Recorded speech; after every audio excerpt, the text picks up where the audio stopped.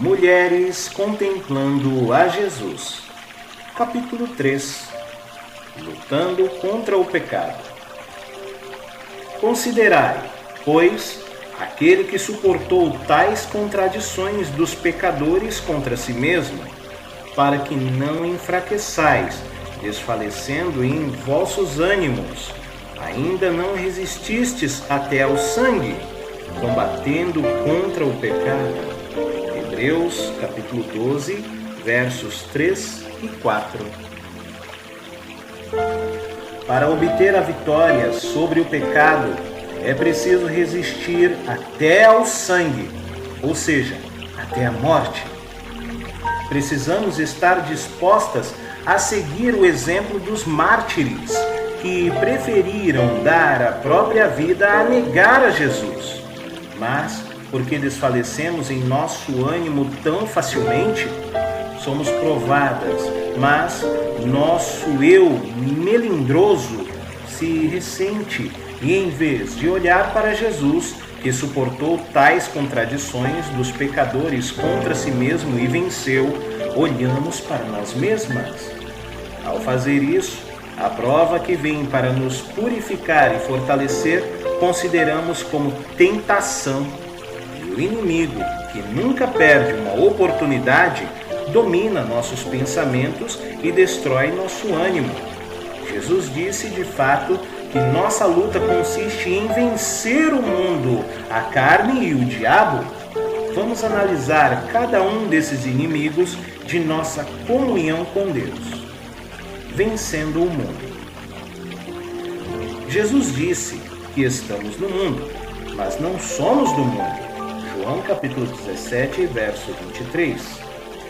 E não sede conformados com este mundo, mas sede transformados pela renovação do vosso entendimento, para que experimenteis qual seja a boa, agradável e perfeita vontade de Deus.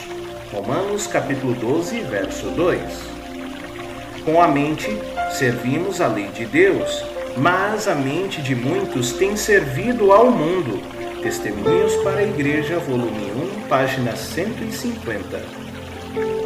Nosso maior desejo deve ser a transformação da nossa mente, a aquisição de novos pensamentos inspiradas pelo Espírito Santo. Devemos centralizar nossos pensamentos em Cristo diariamente. Destruímos argumentos e toda a pretensão que se levanta contra o conhecimento de Deus e levamos cativo todo pensamento para torná-lo obediente a Cristo, segundo Coríntios capítulo 10, verso 5. Isso significa que não podemos confiar em nossos pensamentos e sentimentos, mas que devemos vigiá-los, direcionando-os sempre para o que é bom, agradável e perfeito.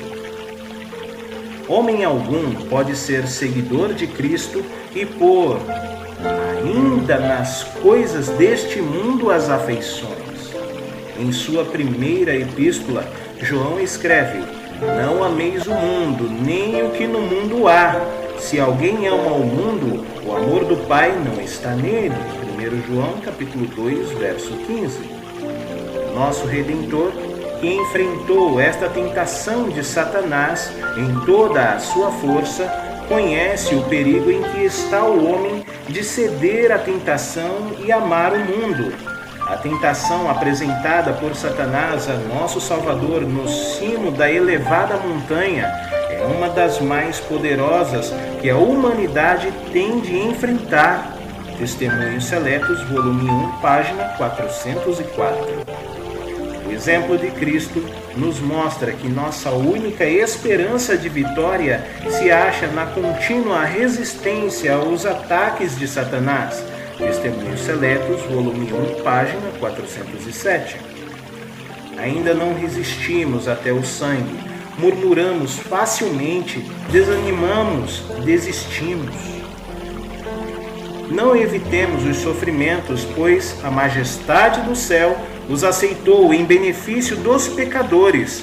O sacrifício da comodidade e da conveniência não deve suscitar um pensamento de murmuração, uma vez que o Redentor do mundo tudo isso aceitou em nosso favor. Testemunhos Seletos, volume 1, página 409. Leiamos todo o capítulo 77 de Testemunhos Seletos, volume 1. O amor do mundo.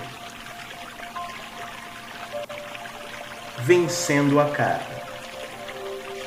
E os que são de Cristo crucificaram a carne com as suas paixões e concupiscências. Gálatas capítulo 5, verso 24. A luta contra a carne é a pior de todas as lutas, pois é contra nossa própria natureza.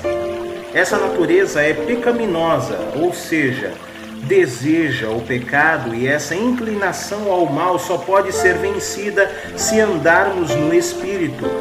Vigiai e orai, para que não entreis em tentação. O Espírito, na verdade, está pronto, mas a carne é fraca. Marcos capítulo 14, verso 38. Orar, jejuar e crer são ações que se opõem à natureza carnal.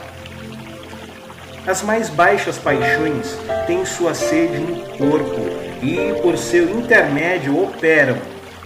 As palavras carne, carnal ou concupiscência da carne envolvem a natureza inferior corrupta. A carne por si mesma não pode agir contrariamente à vontade de Deus. É-nos ordenado crucificar a carne com suas afeições e concupiscências.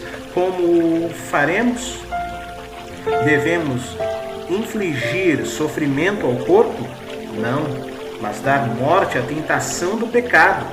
Os pensamentos corruptos devem ser expulsos. Todo o pensamento deve ser levado cativo a Jesus Cristo. Toda propensão animal deve ser sujeita às faculdades mais altas da alma.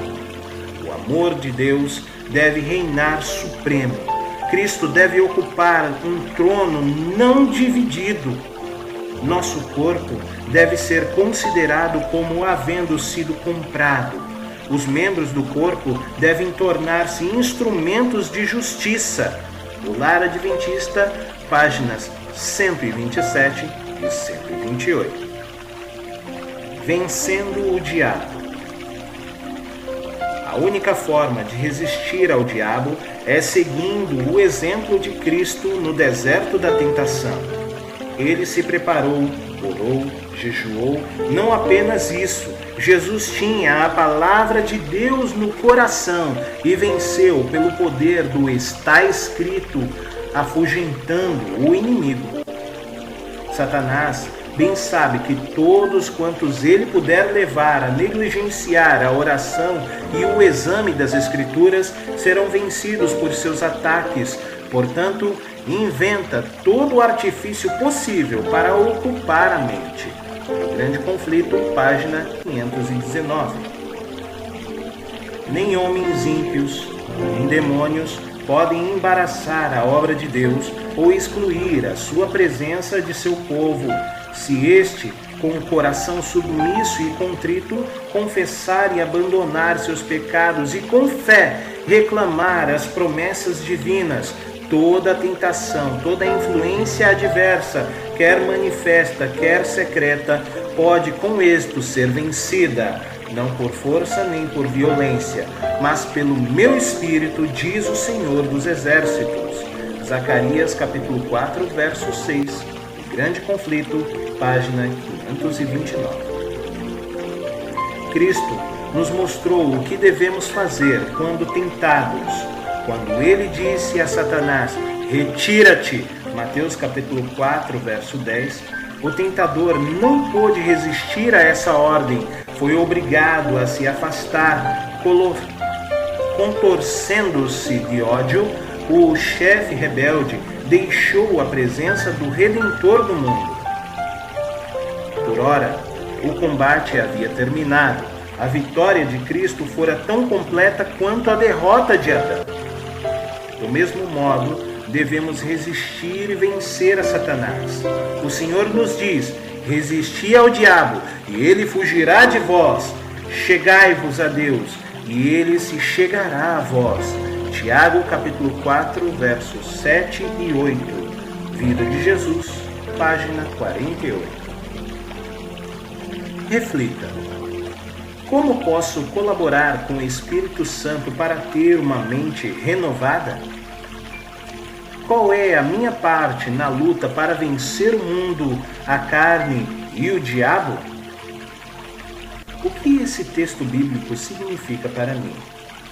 Desenvolvei a vossa salvação com temor e tremor, porque Deus é quem efetua em nós tanto o querer como o realizar segundo a sua boa vontade.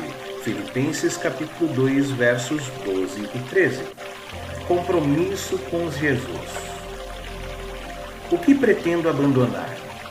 Que novo hábito formarei de hoje em diante por meio do meu esforço unido ao poder divino?